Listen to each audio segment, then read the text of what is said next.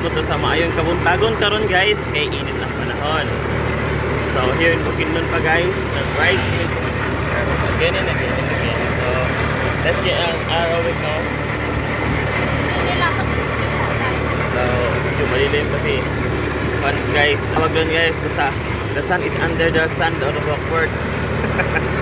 Sa moto guys, so namin karoon din sa highway here in Bukidnon. Ayan. Sa kaluag ko ng dalan nun guys.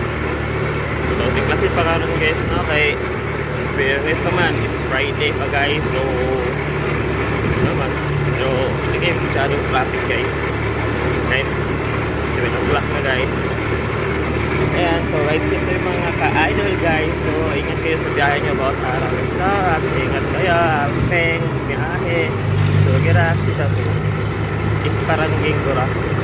Ano daw? So, may kami sa San Jose.